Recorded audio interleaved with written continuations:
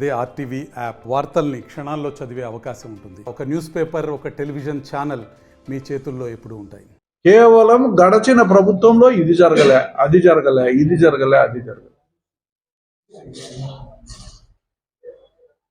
ఎక్కడ నీ super six లేకుంటే మీరు ఇచ్చిన హామీల పైన ప్రశ్నలు వస్తాయి, వాటికి సమాధానాలు చెప్పాల్సి వస్తుందనే ఒక ఆలోచనతో ఈరోజు కేవలం బురద జల్లే కార్యక్రమానికి శ్రీకారం చుట్టినారు.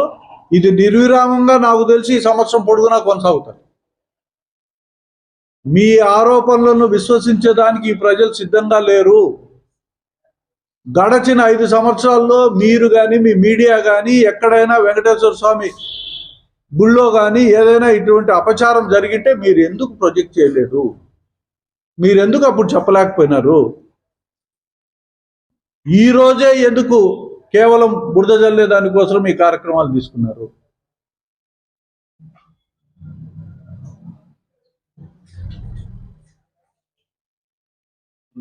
అందుకే ఒక విష ప్రచారము జరిగే ప్రక్రియలో భాగంగానే చంద్రబాబు నాయుడు గారు అసమర్థతను కప్పిపుచ్చుకునే భాగంగానే ఈరోజు ఈ విష ప్రచారం చేస్తున్నాడు అని చెప్పి నేను భావిస్తూ, ఇది మంచి పద్ధతి కాదు.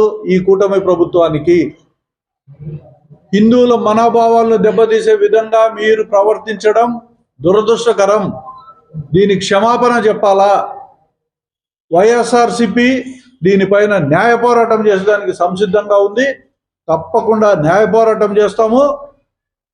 ఇది ప్రజలకు పూర్తి స్థాయిలో వివరించే దానికోసం వైఎస్ఆర్సిపి క్యాడర్ అంతా కూడా సిద్ధంగా ఉందని చెప్పి ఈ సందర్భంగా తెలియజేస్తాం.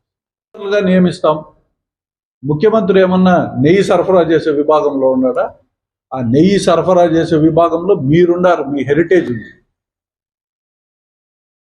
ముఖ్యమంత్రిగా జగన్మోహన్ రెడ్డి గారు ఏ రోజన్నా 1 కేజీ నెయ్యి ఏమన్నా తిరుమలకి ఇచ్చినాడా? ఆయనకి ఏమన్నా అటువంటి వ్యాపారం ఉందా? ఆయనకు అవసరమా దీన్ని కుట్రబనాల్సినంత అవసరం? ఇవన్నీ కలపాల్సిన అవసరం ఏమన్నా ఉందా జగన్మోహన్ రెడ్డి గారికి? ఎవరో వస్తారు, టెండర్లు పిలుస్తారు. టెండర్లు పిలిచినప్పుడు ఆటోమేటిక్గా ఎవరికో ఎవరికి ఇస్తారు. దానికి క్వాలిటీ కంట్రోల్ విభాగాలు ఉంటాయి. వాళ్ళందరూ టెస్టులు చేస్తారు, అవన్నీ తీసుకుంటారు. ఈరోజు వచ్చిన కన్సైన్మెంట్ ఏదైతే జూలైలో వచ్చిందో దాంట్లో ఏదో కలిసినాయని చెప్పి రిపోర్ట్ తీసుకొని గడచిన 5 సంవత్సరాలుగా ఇదే జరిగింది అని చెప్పి కోట్లాది మంది భక్తులను ఈరోజు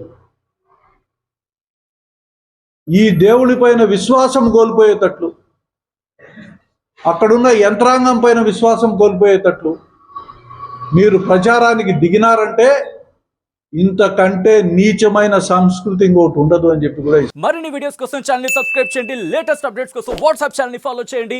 అండ్ లింక్ డిస్క్రిప్షన్ లో ఉంది.